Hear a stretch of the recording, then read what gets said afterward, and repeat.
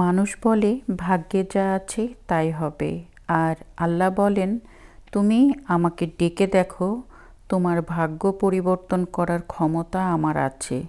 যেখানে হতাশ হয়ে যাবেন সেখানেই আল্লাহকে ডাকবেন, আল্লাহ দেখবেন আপনার মনের আশা পূরণ করে দেবে। আসসালামু আলাইকুম সবাইকে, কাছে বা দূরে যে যেখান থেকে আমার আজকের ভিডিওটা দেখছেন, আশা করছি আল্লাহর রহমতে সবাই ভালো আছেন, সুস্থ আছেন এবং নিরাপদে আছেন। আলহামদুলিল্লাহ আমরাও ভালো আছি। নতুন একটা ব্লগ ভিডিও দেখার জন্য সবাইকে ওয়েলকাম করছি। আজকের ভিডিওটা শুরু করলাম বিকাল থেকে। এখন তো শীতের বেলা, একদম বিকাল মানেই সন্ধ্যা হয়ে যায়। তো আজকে সন্ধ্যার দিক দিয়েই ভিডিওটা শুরু করলাম। আর বিকেল থেকেই মেয়ের পছন্দের খাবার রান্না করছি। মেয়ে আজকে রাতেই কানাডাতে চলে যাবে। দেখতে দেখতে কিভাবে যে 20টা দিন চলে গেল বুঝতেও পারলাম না। ও যখন আসে তখন একটা ঈদ ঈদ ভাব থাকে আমার পুরাটা ঘর জুড়ে, মনে হয় এই বুঝি আসছে আসছে। আর যখন চলে যায় মনে হয় আমার প্রতিটা ঘরের জিনিসপত্রগুলো কাঁদে, আর আমরা তো কান্না করি, তার সাথে মনে হয় আমার ঘরের প্রতিটা জিনিসই ওকে মিস করছে। আর যেই কয়টা দিন ও আমার কাছে থাকে বিশ্বাস করবেন না, আমার পুরাটা বাড়ি ঘর ওরা দুই বোন মিলে মাথায় তুলে রাখে। মনে হয় যে আমার বাসায় মানুষ আছে। আমার বাসাটা এতটাই নিরিবিলি, আমরা কে কোন রুমে থাকি কেউ কারোর খবর রাখি না। কিন্তু আমার বড় মেয়েটা যখন আসে ও সেকেন্ডে সেকেন্ডে বাবা মা নেহা মানে সবাইকে নিয়ে অনেক আনন্দ করতে পছন্দ করে। আর আজকে আমার ঘরটা পুরো ফাঁকা। এই রুমটাতে ও থাকতো, ওর জিনিসগুলা ওর লাগেজগুলো এখানে ছিল। আর বারবার আমি রান্না করতে করতে বিকাল থেকে কয়েকবার রুমে এসেছি, দেখছি যে রুম সবগুলাই একদম নেট অ্যান্ড ক্লিন হয়ে আছে, কিন্তু ওর জিনিসগুলো নেই। আলহামদুলিল্লাহ এবার আমার মেয়ের সাথে আমাদের খুব ভালো সময় কেটেছে। ও এবার 20 দিনের ছুটি নিয়ে এসেছিল। আমরা জার্মানিতে ঘুরতে গিয়েছি, সেখানে 7 দিন ছিলাম।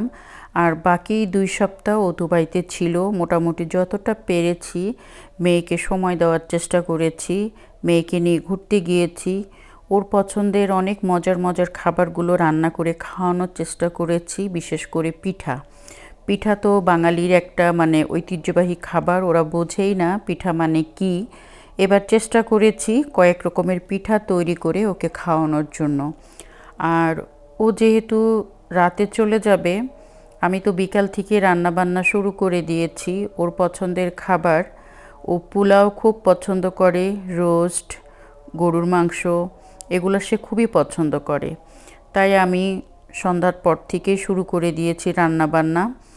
আর নেহা আর নিতু 2 বোন 7টা বাজে এখন, ওরা 2জন নিচে গিয়েছে, মানে আমার বাসার নিচে ওরা 2 বোন হাঁটতে গিয়েছে। আসলে ভাই বোনের সাথে ভালো বন্ডিং থাকা খুবই জরুরি। একটা বোন আরেকটা বোনের সাথে যদি ভালো রিলেশন না থাকে তাহলে ভাই বোন হওয়ার মানেই হয় না।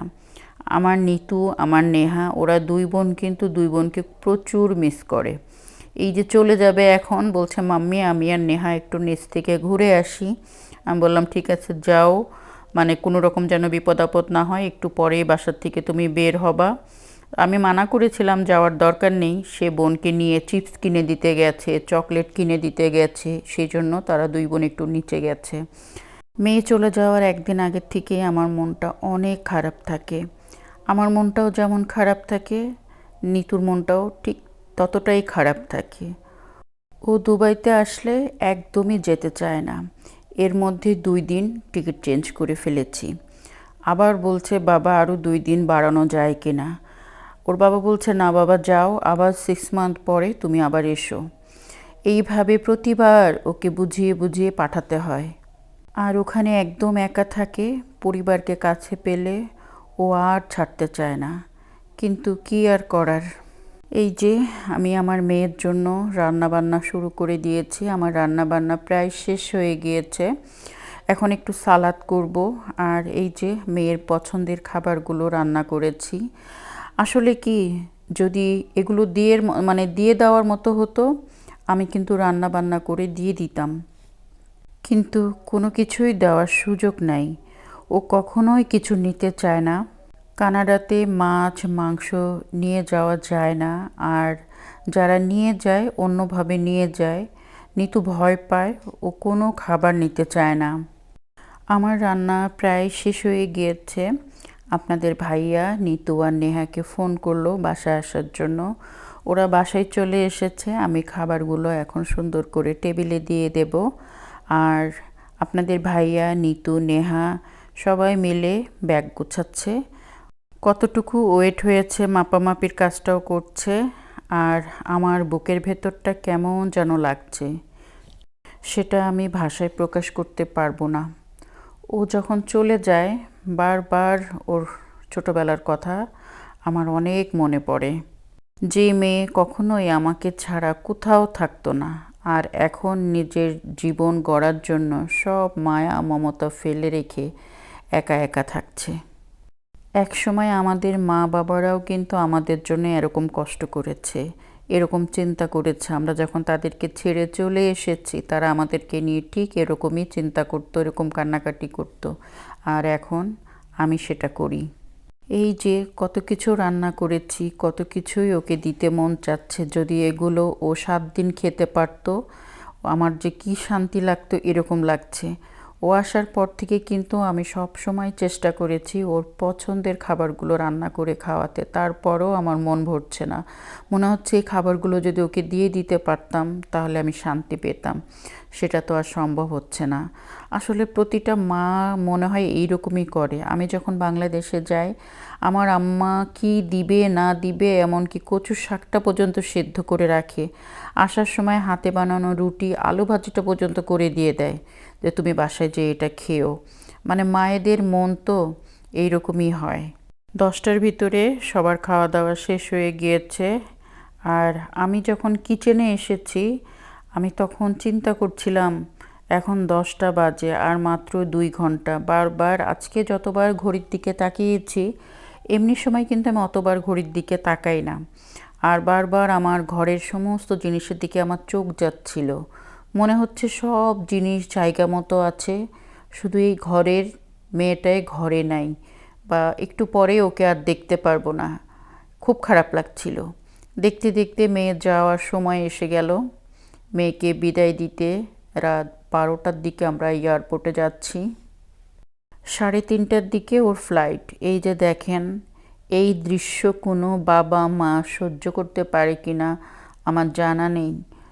আমার কিন্তু বুকটা একদম ফেটে যাচ্ছে। আমি নিচ থেকে শুধু একটু করে ভিডিও করতে পেরেছি। ও যখন চলে যায় না, আমি ঠিকমতো ভিডিও করতে পারি না। প্রতিবার ভাবি ও যাওয়ার সময় A to Z আমি ভিডিও করব। আসলে আমার হাতে তখন ক্যামেরাটা ওঠেই না। আমার এত খারাপ লাগে, আর এয়ারপোর্ট পর্যন্ত যেতে আমার পাটা মনে হয় আটকিয়ে যায়। খুবই কষ্ট লাগে।